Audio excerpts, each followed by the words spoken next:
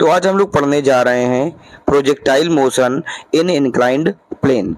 इसके पहले हम लोग पढ़ चुके हैं दो तरीके के projectile. First ground to ground projectile पढ़ चुके हैं और सेकंड हॉरिजेंटल प्रोजेक्टाइल भी पढ़ चुके हैं। हॉरिजेंटल प्रोजेक्टाइल में बेटा दो कैटेगरी थी हमारे पास। फर्स्ट कैटेगरी थी कि किसी ऑब्जेक्ट को हम या तो हॉरिजेंटली थ्रो कर दें और या सेकंड ऑब्जेक्ट को हम या सेकंड सिचुएशन में हम उसको वर्टिकली अप भी थ्रो कर सकते थे। जैसे किसी आप टावर में खड़े हैं और टावर से खड़े होकर आप ऑब्जेक्ट को फेंकते हैं तो वर्टिकली अप भी थ्रो कर सकते हैं और उसको बेटा हॉरिजेंटली भी थ्रो कर सकते हैं। ग्राउंड टू ग्राउंड में क्या होता था कि ऑब्जेक्ट हमेशा बेटा कहाँ फेंका जाता था, कैसा भी फेंका जाए लेकिन वो ग्राउंड पर ही गिरना चाहिए। तो आज हम लोग इंक्लाइंड प्लेन पढ़ने के लिए पहले ये जाने कि इंक्लाइंड प्लेन आखिर होता क्या है। तो इंक्लाइंड प्लेन बेटा एक ऐसा प्लेन होता है जो हॉरिजेंटल से थीटा एंगल अबव होता है और जहां पर अगर किसी ऑब्जेक्ट को रखा जाए तो उसकी टेंडेंसी होती है कि या तो वो नीचे की तरफ स्लिप करे या तो रोल करे। तो a plane which are situated at angle theta from horizontal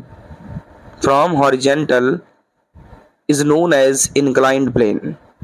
लेकिन बेटा ये प्लेन होना कैसा जाना चाहिए, क्योंकि प्लेन स्मूथ भी हो सकता है, रफ भी हो सकता है। तो ज्यादातर फिजिक्स की कैटेगरी में इसको स्मूथ माना जाता है। ठीक है, प्ले सरफेस कैसा होना चाहिए, स्मूथ होना चाहिए। जैसे आपने देखा होगा कि जब ब्रिज ऊपर की तरफ जाता है तो ब्रिज का बेस भी होता है।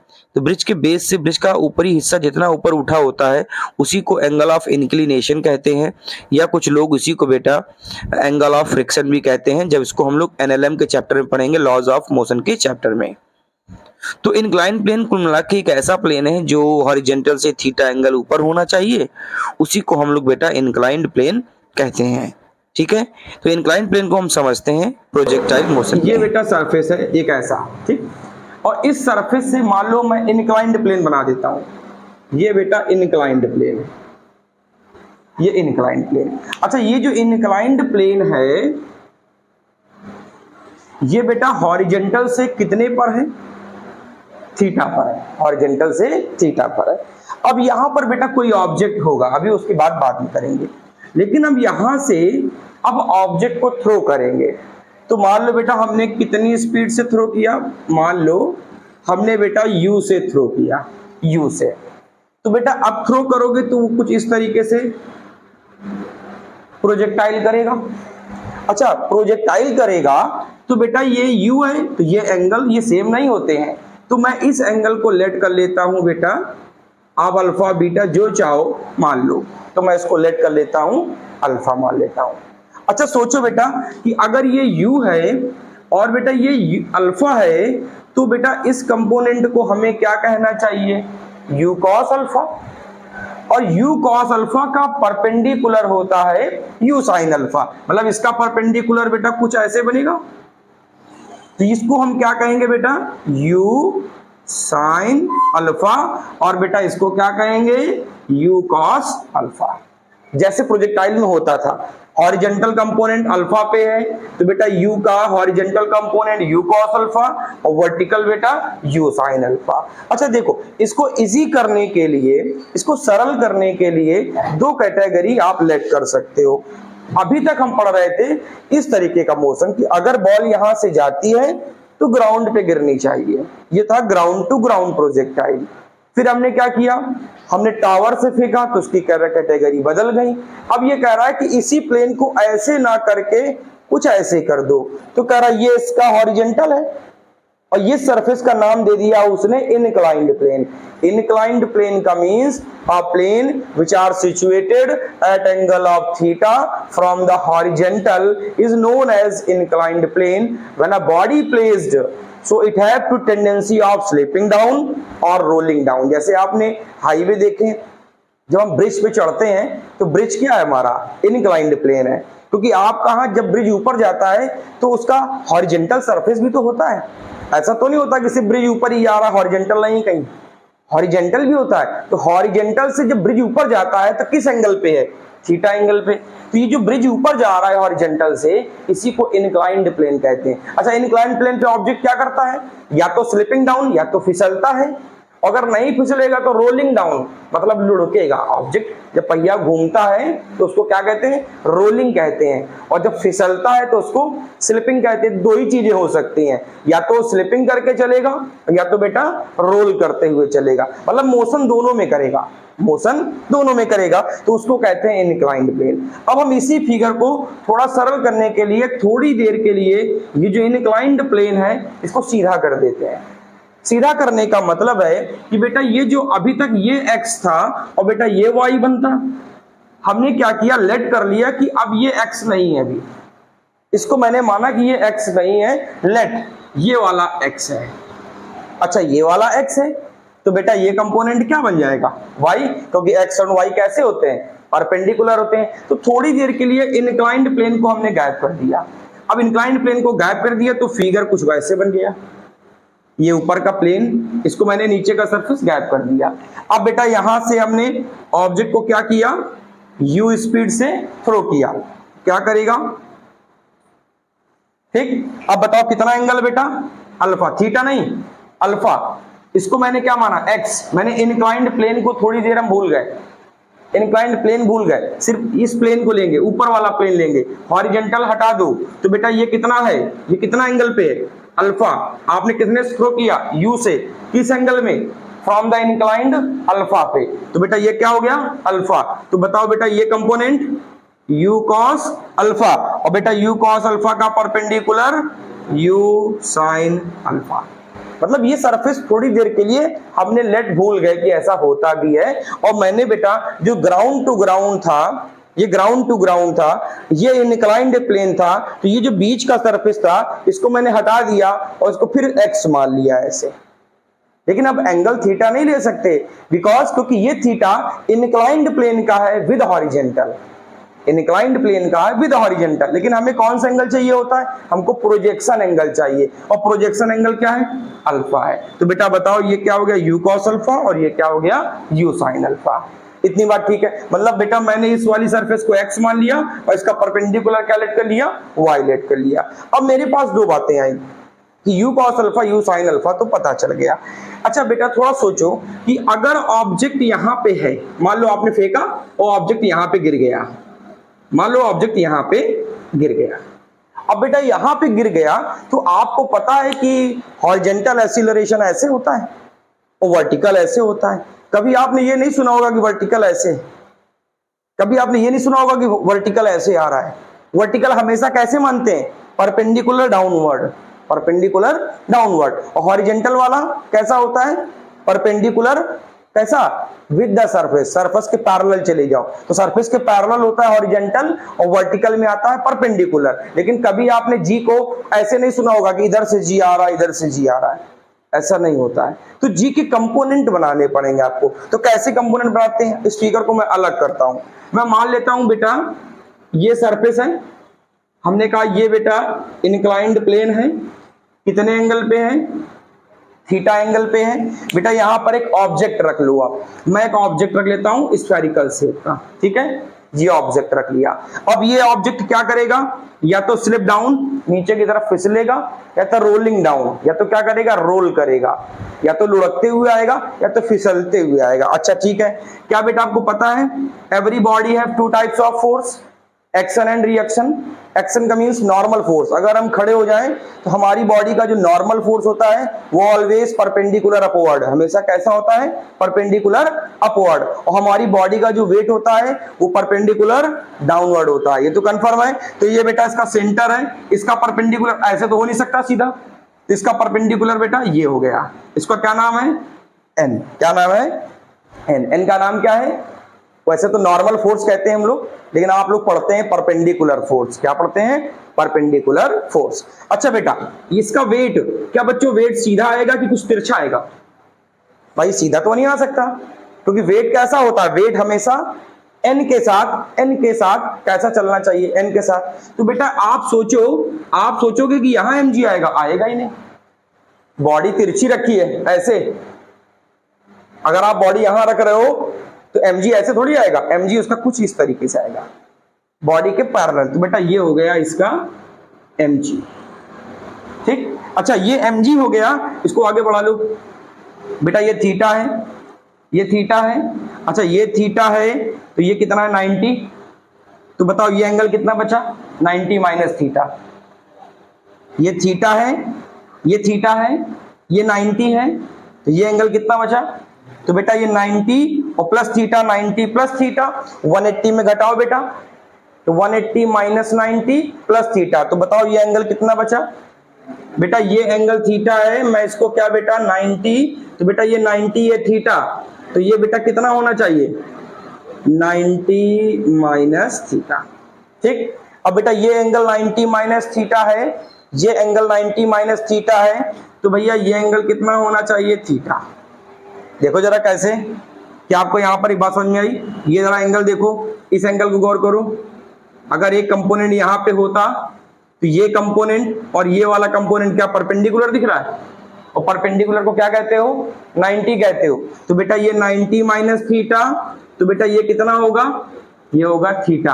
तो ये दोनों एंगल कैसे हो गए, सेम हो गए। अच्छा सोचो बेटा, अगर ये थीटा है तो ये mg है, तो mg का ये वाला कंपोनेंट mg cos थीटा, और mg cos थीटा का परपेंडिकुलर mg sin थीटा। मतलब इस बात को आप ध्यान समझिए, ये मैंने बेटा, ये ऑब्जेक्ट है, ये इनक्लाइंड प्लेन है, ये है ऐसे। ठीक बेटा, इसका नॉर्मल फोर्स ऊपर, इसका वेट mg कहां नीचे, किस एंगल पे था थीटा। ठीक है बेटा, mg का ये वाला कंपोनेंट mg cos थीटा, बेटा ये थीटा है, ये सीधा आएगा, कोई सीधा आ रहा है, ये 90 होगा, ये वाला कितना होगा 90 माइनस थीटा होगा। अच्छा ठीक है, ये वाला 90 माइनस थीटा है, तो ये एंगल आप ऐसे देखो, इसका परपेंडिकुलर mg cos थीटा का परपेंडिकुलर mg sin थीटा, बेटा ये कैसा है 90 डिग्री है, ये कैसा है 90 डिग्री है, तो बताओ ये एंगल भी 90 माइनस थीटा, तो ये कितना बचेगा थीटा बचेगा। तो mg का कंपोनेंट mg cos थीटा, और बेटा ये वाला perpendicular component mg sin theta. यही आपको काम देगा बेटा सेंट्रीपिटल फोर्स में, यही काम देगा सर्कुलर मोशन में, और यही एनएलएम में भी काम देता है। तो अच्छा सोचो बेटा, अगर सबसे mm हटा दो, सबसे mm हटा दो तो ग्रेविटी मिल जाएगी कि नहीं, तो m हटा दो, तो बताओ अगर m हटाओ तो ये क्या बना g sin थीटा, ये क्या बना g, और ये क्या बना, चलो इसको उठा लो इधर, बताओ अब इसके कंपोनेंट आ गए, बताओ जी साइन थीटा कहां जा रहा है नीचे, जी साइन थीटा कहां आ रहा है नीचे, तो बताओ जी साइन थीटा किधर गया नीचे की तरफ, ये हो गया जी साइन थीटा। बोलो बात सही, ये हो गया जी साइन थीटा। फिर बताओ जी कॉस थीटा कहां जा रहा, परपेंडिकुलर नीचे की तरफ, नीचे की तरफ, तो बेटा ये कहां हो गया नीचे की तरफ, कौन नीचे की तरफ चला गया जी कॉस थीटा। लो भैया दो कंपोनेंट जी के बन गए, ये हो गया जी साइन थीटा और ये हो गया जी कॉस थीटा, और यहां कहीं जी था बेटा, यहां कहीं जी था। इतनी बात ठीक है, मतलब हमने जी के दोनों कंपोनेंट, क्योंकि बॉडी इंक्लाइंड प्लेन पे, अगर सोचो थोड़ा सा कॉमन सेंस लगाओ कि अगर ऑब्जेक्ट यहां पे रखा है इस जगह पे, तो इसका वेट mg ऐसे कभी आएगा ही नहीं, इसका वेट जो mg ऐसे आएगा, ये mg तो ये mg cos थीटा, और mg cos थीटा का परपेंडिकुलर mg sin थीटा, जिधर मोशन होगा तो वही बेटा mg sin थीटा होता है, वही mg sin थीटा होता है। तो अच्छा अब थोड़ा दिमाग और लगाओ, ये फिगर से मैंने g के कंपोनेंट तो बता दिए कि ये वाला g sin थीटा है जो हॉरिजॉन्टल में आपने माना है, और वर्टिकल वाला कितना है बेटा g cos थीटा। अब स्टार्ट करो कि इक्वेशन कैसे सॉल्यूशन करोगे। तो इक्वेशन को सॉल्यूशन करने के लिए हमारे पास तीन ही चीजें होती हैं, क्या, हमारा फ्लाइट ऑफ टाइम होता है, दूसरा रेंज होता है, और तीसरा हाइट होता है। तो हमारे पास तीन कैटेगरी हैं, तो तीन कैटेगरी में हम पहली कैटेगरी को लेते हैं कि आखिर यहाँ पर एक्सीलरेशन कितना है, पहले ये लिख लो कि ये फिगर वो बना हुआ है, इसको देख लो। तो बेटा आप थोड़ा सा और दिमाग लगाओ, अगर बच्चा हम x और y की बात करें, ये x और ये y, बताओ बेटा x में ऑब्जेक्ट की स्पीड कितनी है ux, और बेटा ux कितना दिख रहा है सबको, u cos अल्फा, कितना है बेटा u cos अल्फा। ठीक है बेटा y का बताओ uy कितना, u sin अल्फा। ठीक है बेटा जरा x का एक्सीलरेशन बताओ ax, x का एक्सीलरेशन बताओ ax, बताओ x में कौन जा रहा है जी साइन थीटा, वो भी कैसा जा रहा है, एक्स नीचे की तरफ निगेटिव होता है और राइट साइड पॉजिटिव होता है, तो क्या लिखोगे, माइनस जी साइन थीटा। अच्छा बताओ y का एक्सीलरेशन कितना है, नीचे आ रहा है, कौन नीचे आ रहा है, जी कॉस थीटा, तो बताओ एक्सीलरेशन y का माइनस जी कॉस थीटा। बोलो बात कंफर्म, एक्सीलरेशन x का माइनस जी साइन थीटा और एक्सीलरेशन y का माइनस जी कॉस थीटा। क्या बेटा याद है भी, आपने जब ग्राउंड टू ग्राउंड प्रोजेक्टाइल पढ़ा था तो एक्सीलरेशन इन x एक्सिस जीरो था, एक्सीलरेशन x एक्सिस का जीरो था, ओनली कहां था, y एक्सिस, लेकिन यहां पर x एक्सिस का एक्सीलरेशन जीरो नहीं है। इतनी बात कंफर्म है। अब हम फर्स्ट पोर्शन की बात करते हैं कि टाइम ऑफ फ्लाइट आखिर कैसे निकालेंगे। तो अच्छा थोड़ा सोचो, अगर बेटा हमसे कोई कहे कि टाइम ऑफ फ्लाइट बताओ, तो बेटा टाइम ऑफ फ्लाइट की दो ही कैटेगरी होती है ग्राउंड टू ग्राउंड में, या तो ऑब्जेक्ट मैक्सिमम हाइट पर पहुंच जाए और मैक्सिमम हाइट से नीचे आ जाए, दो टाइम होते हैं, time of ascent and time of descent. और according to Newton time of ascent equal होता है टाइम ऑफ डिसेंट के, जिसको हम नेट टाइम कहते हैं, जाना प्लस आना, time of ascent plus time of descent. तो बेटा अगर हम किसी ऑब्जेक्ट को यहां से थ्रो करें और वो मैक्सिमम हाइट पे जा रहा है, तो बेटा मैक्सिमम हाइट पे पहुंचने में मान लो उसने कितना समय लिया, t समय लिया, तो बेटा t समय लिया तो मैक्सिमम हाइट से नीचे आने में भी कितना लेगा, t लेगा, तो टोटल टाइम फ्लाइट कितना हो जाएगा, कितनी देर हवा में रहा, 2t, कितनी देर हवा में रहा, 2t। तो अच्छा टाइम निकालो, क्या बच्चा सोचो, टाइम निकालने के लिए हम y डायरेक्शन में चलते हैं, क्योंकि x में कहा y में टाइम निकालते हैं। अच्छा y में अगर टाइम निकालते हो तो जरा सोचो, क्या बेटा v इक्वल u प्लस 80 होता है, और v इक्वल u प्लस 80 में ये vy, ये uy, ये ay, ठीक है। अच्छा बेटा जब कोई ऑब्जेक्ट मैक्सिमम हाइट पे होता है तो आपको पता है ना कि vy कितना होता है, जीरो होता है। अच्छा vy जीरो है तो जरा बताओ बेटा vy कितना, जीरो, तो जीरो इक्वल uy, बेटा uy, y में कितनी स्पीड है, u साइन अल्फा, कितनी स्पीड है, u साइन अल्फा, तो बेटा u साइन अल्फा, ओके।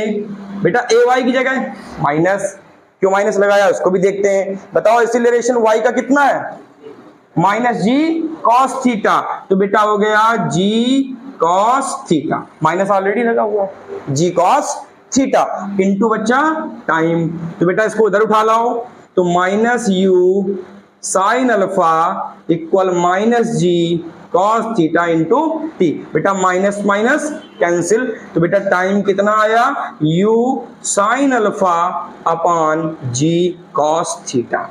ये आ गया बेटा टाइम ऑफ एसेंट, क्या आ गया, टाइम ऑफ एसेंट। और बेटा time of ascent equal time of descent, उसी को टोटल टाइम कहते हो।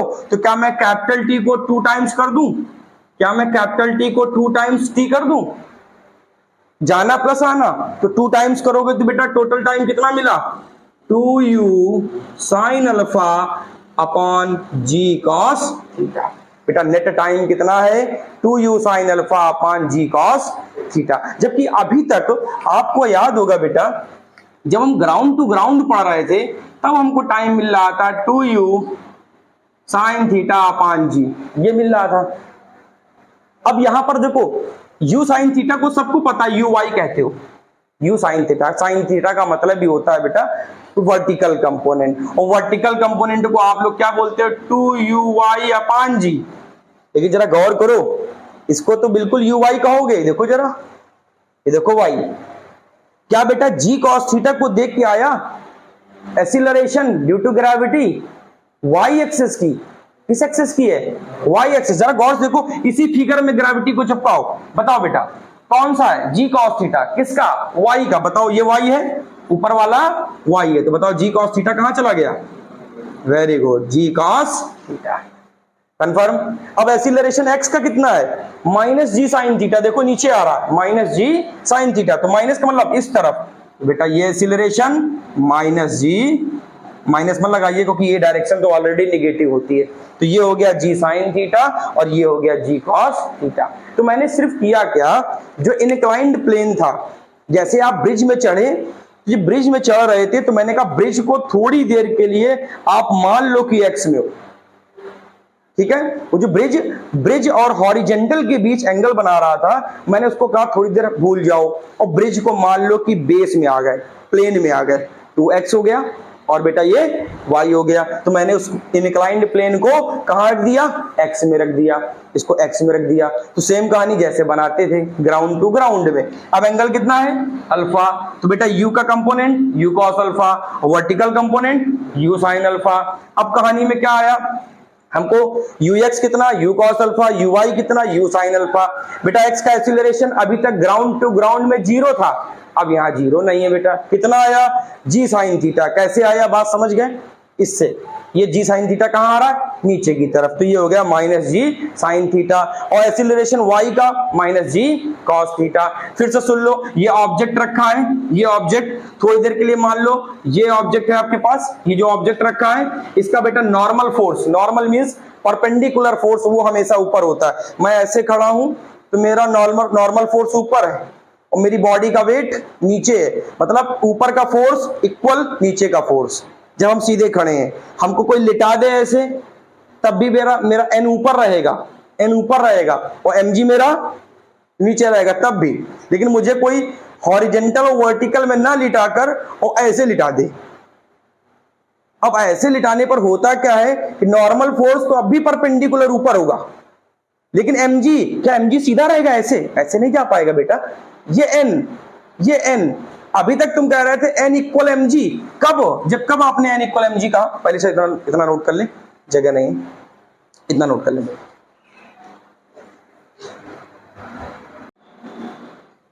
मान लो किसी बॉडी को आपने हॉरिजेंटल पे रखा, मान लो ऐसे रखा है, बेटा इसका भी नॉर्मल फोर्स ऊपर ही होगा, लेकिन समस्या ये है बेटा कि ऑब्जेक्ट सीधा रखा है तो इसका mg कहाँ जाएगा, नीचे की तरफ जाएगा, मतलब यहाँ थीटा कंपोनेंट बन ही नहीं सकता है। तो आप सीधा सीधा समझा सकते थे कि बेटा n किसके इक्वल है, mg के इक्वल है, ठीक है। अब बेटा ये हो गई हॉरिजेंटल। वर्टिकल में क्या होता है, वर्टिकल में भी n इक्वल mg होता है, लेकिन इनक्लाइंड प्लेन का मतलब कि आपने एक ऐसा प्लेन लिया और ये बेटा इनक्लाइंड है, ये कितने पे है, थीटा पे है, और बेटा यहाँ पे बॉडी को रखा। बेटा यहाँ जब बॉडी को रखोगे तो इसका जो नॉर्मल फोर्स होता है वो हमेशा परपेंडिकुलर अपवर्ड होता है, परपेंडिकुलर अपवर्ड। तो बेटा इसका परपेंडिकुलर, ये सेंटर है इसका परपेंडिकुलर अपवर्ड कुछ ऐसे होगा, ये बेटा n, ठीक। अब मैं कहूँ इसका वेट बताओ, वेट तो तुमको पता है ना, का वेट इधर थोड़ी आएगा, वेट कहाँ होता है, सेंटर ऑफ मास, ये टॉपिक है सेंटर ऑफ मास। तो वेट कहाँ गया बेटा, जस्ट नीचे, ये हो गया वेट mg। अब देखो ये थीटा है, ये बेटा 90 है, तो ये बच्चा 90 minus theta.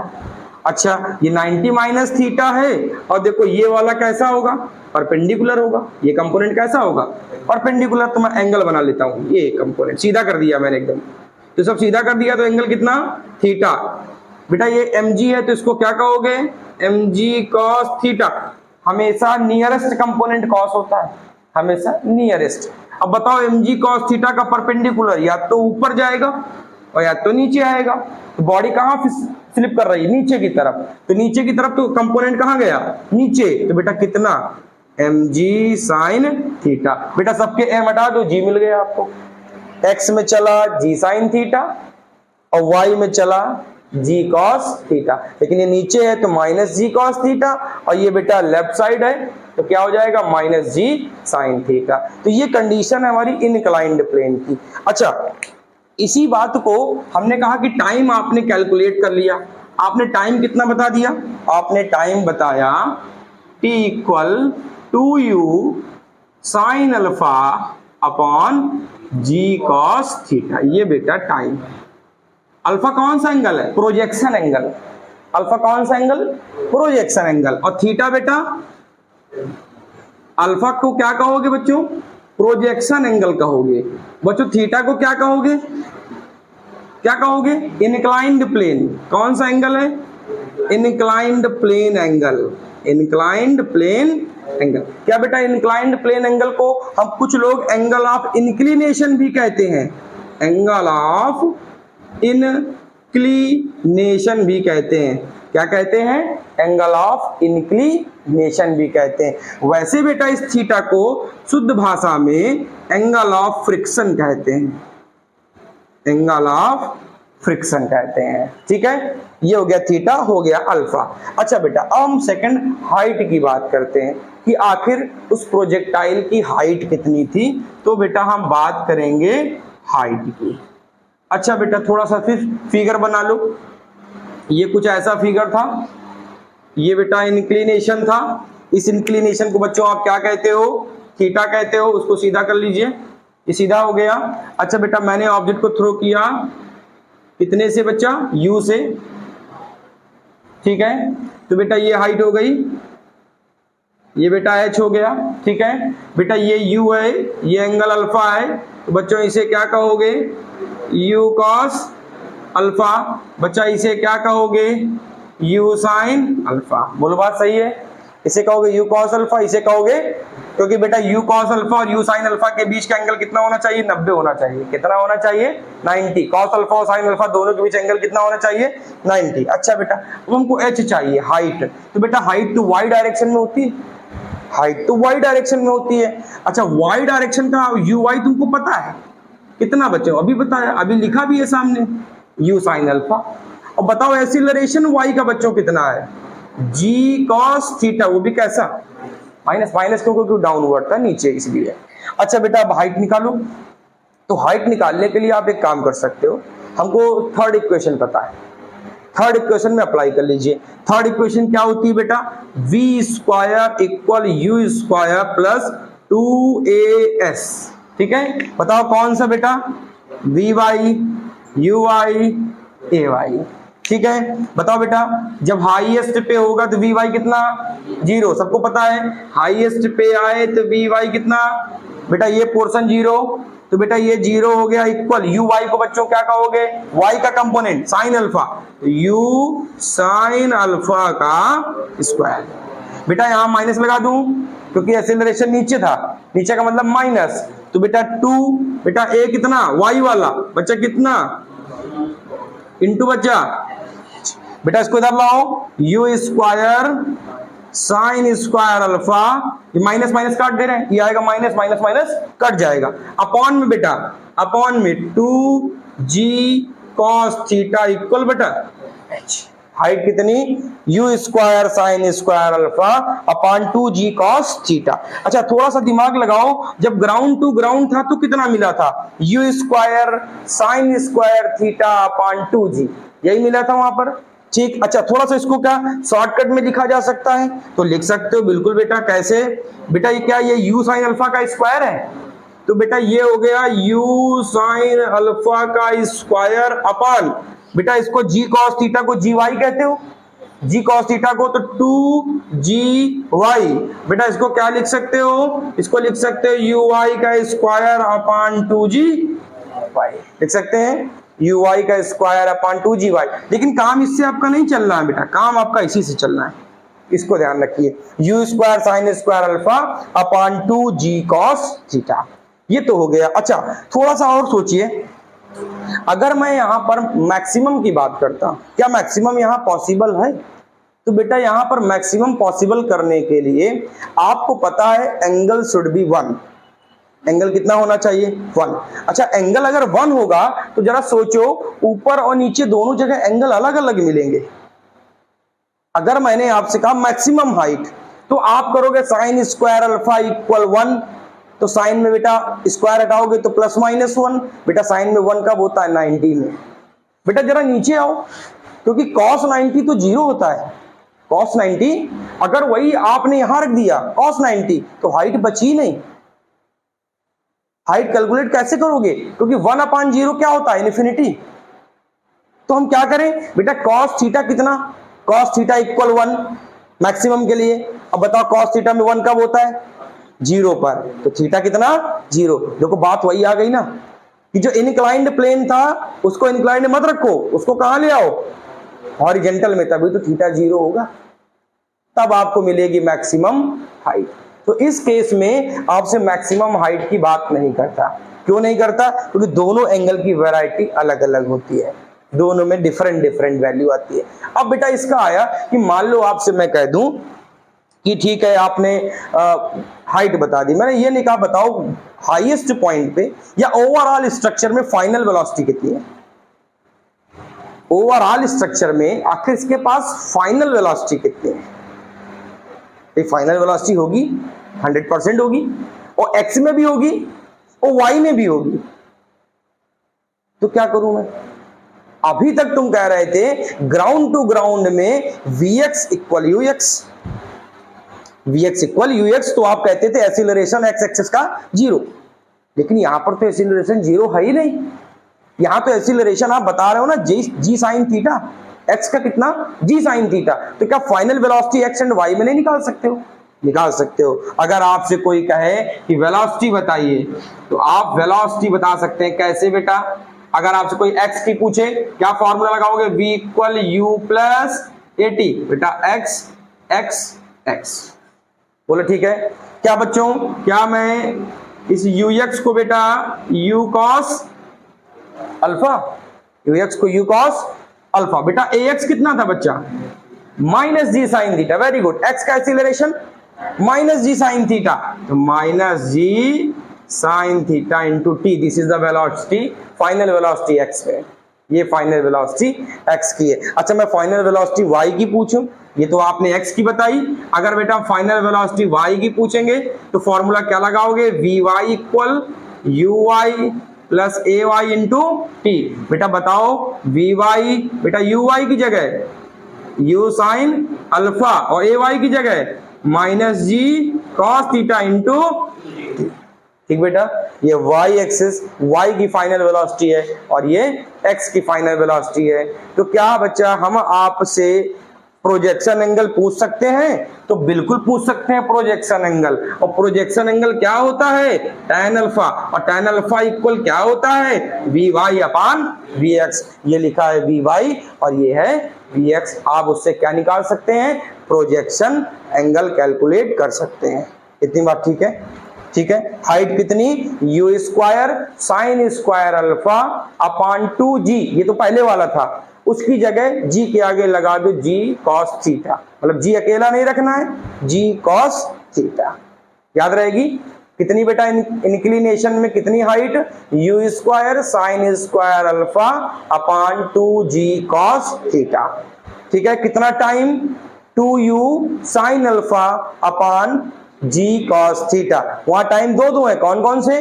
Time of ascent and time of descent. याद रहेगी? इतना नोट करें।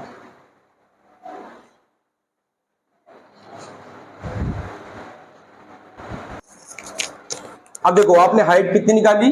h equal u square sine square alpha upon 2g cos theta. ये हो गई बेटा हाइट। वेलोसिटी इंपॉर्टेंट इतनी नहीं है तो मैंने निकाल दी थी, आप याद रखना। अच्छा बेटा रेंज चाहिए। अच्छा रेंज में एक समस्या है क्योंकि यहाँ पर बहुत बड़ी इक्वेशन मिलती है। तो अगर आप रेंज को दो तरीके से कर सकते हो, सिंपल मेथड से बता रहा हूँ कि अगर आप रेंज निकालना चाहते हैं तो बेटा रेंज में आप एक काम करिए। आपको पता है बेटा ux कितना है? u cos अल्फा, ठीक है बेटा। एक्सीलरेशन x का कितना है बच्चों? Minus g sine theta. तो चाहो तो आप ux निकाल कर सीधे सीधे इक्वेशन में अप्लाई कर दीजिए, सीधा सीधा जो इक्वेशन होता है उसमें अप्लाई कर दीजिए। अगर ऐसे अप्लाई नहीं करना है तो आपको पूरी इक्वेशन सेट करनी पड़ेगी। आपको क्या करना पड़ेगा? क्योंकि टाइम ले रहा है, तो टाइम ले रहा है तो आपको डिस्प्लेसमेंट क्या होता है बेटा? ut plus half at square. तो बेटा ये x का है तो इसको भी यहाँ x लिख दो, यहाँ x लिख दो, ये भी बेटा x लिख दो। तो ये निकाल के चाहो तो सीधा रख सकते हो, सिंपल हो जाएगा। इससे न्यूमेरिकल करने में इजी रहेगा, लेकिन जो इक्वेशन मैं बनाने जा रहा हूं वो बड़ी बनेगी। न्यूमेरिकल जब भी आप करें तो आप पहले ux निकालें, आप ax निकालें, क्योंकि जी आपको पता ही होता है। बस कौन सा एंगल? इंक्लिनेशन एंगल, इंक्लाइंड वाला पता हो जाए आप ax निकाल लोगे। और ऐसे करना है तो देखिए क्या होगा? s बेटा ux कितना है बेटा? u cos alpha. ओके बेटा। अब देखो बेटा t आ गया और t की वैल्यू बेटा बहुत बड़ी है। टाइम क्या है? टाइम फ्लाइट का यहां से यहां तक। भाई रेंज क्या है? यहां से फेंको यहां गिरे, या यहां से फेंको यहां गिरे, मान लो आपने इसको बेस माना होगा तो यहां पर, और इसको माने हो तो यहां से यहां। बेटा ये यहां से यहां को कहते हैं टाइम ऑफ फ्लाइट, ग्राउंड से ग्राउंड को कहते हैं टाइम ऑफ फ्लाइट। और टाइम ऑफ फ्लाइट कितनी है? 2u sin alpha upon g cos theta. तो आपको यहां टाइम रखना पड़ेगा। क्या टाइम है बच्चा? 2u sin alpha upon g cos theta. बेटा इंटू टी हो गया। अब बेटा माइनस, माइनस क्यों लगाया समझ गए? क्योंकि यहां पर तो बेटा 1/2 बेटा x ax कितना है? ax कितना है? g sin थीटा, माइनस तो पहले लगा दिया है। ax कितना है? g sin theta. और बेटा टाइम स्क्वायर है टाइम का, ये लिखा टाइम कितना बच्चा? 2u sin alpha upon g cos theta का बच्चा स्क्वायर। अब देखो इक्वेशन कितनी बड़ी दिख रही है आपको। तो एक काम करते हैं, कुछ कट रहा है, मेरे को नहीं लग रहा कुछ कट रहा है, तो बेटा g से इस g से एक पावर कट जाएगी, बाकी सब जगह अलग अलग लिखा है। देखो कहीं कुछ कटने लायक नहीं है। तो एक काम करते हैं, इसको एक काम करते हैं u स्क्वायर। तो बेटा 2u square sine alpha cos alpha, ठीक है बेटा, अपॉन में बच्चों g cos थीटा माइनस बेटा 1/2। बेटा एक g से एक g मर गया, यहां पर एक g बचेगा क्योंकि स्क्वायर लगा है। तो बताओ बेटा यहां क्या बचा? 2 की जगह 4, बेटा u की जगह u square sine square alpha, 2 की जगह 4, u की जगह u स्क्वायर और साइन अल्फा की जगह साइन स्क्वायर अल्फा, अपॉन में बेटा एक g कैंसिल, एक बचा है g cos स्क्वायर थीटा। बोलो बात ठीक है? बेटा एलसीएम में देखो क्या दिख रहा है, क्या दिख रहा है LCM? g cos square theta. LCM क्या दिख रहा है आपको? g cos square theta. जरा एलसीएम लो, जगह कम है, मैं यहीं सेट करने की कोशिश करता हूं जितना हो जाता है। तो बेटा यहां से एलसीएम ले लो, g अच्छा ये कट रहा है, देखो ये कट रहा है, 2 2 जा 4, ठीक। बेटा कुछ कॉमन दिख रहा है क्या? कॉमन निकाल लो। अच्छा पहले 2, हाँ बेटा नहीं साइन टू अल्फा तो बन जाएगा, लेकिन हम एक इक्वेशन फॉर्म को पूरा सेट कर लेते हैं। बनाने को अब ये साइन टू अल्फा का फॉर्मूला दिख रहा है आपको, लेकिन अभी मत सेट करो। आप एक काम करो, पहले कॉमन निकाल लो। बेटा 2u स्क्वायर साइन अल्फा, बेटा S equal 2u square sine alpha common है, 2u स्क्वायर साइन अल्फा, ठीक है। साइन थीटा जी से जी कैंसिल, अच्छा साइन थीटा भी बच रहा है, साइन थीटा, ठीक है कोई बात नहीं। तो 2u square sine alpha common हो गया, अपॉन में बेटा g कॉमन हो गया, और कुछ कॉमन नहीं बेटा। बताओ ब्रैकेट में क्या बच रहा है आपके?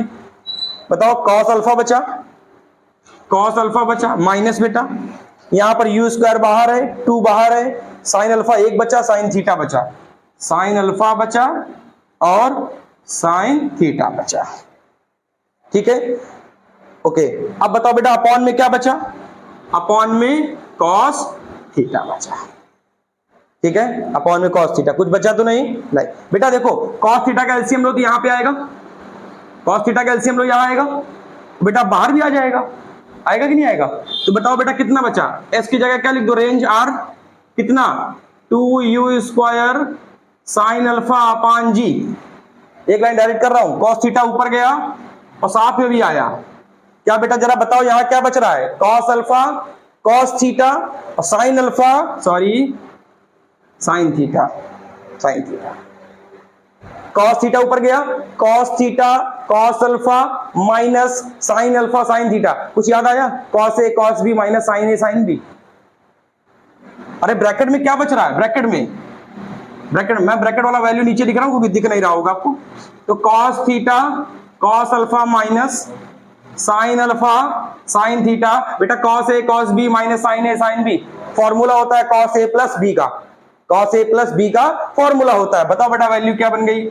r equal 2u square sine alpha upon g cos theta, formula क्या बना? cos alpha plus theta.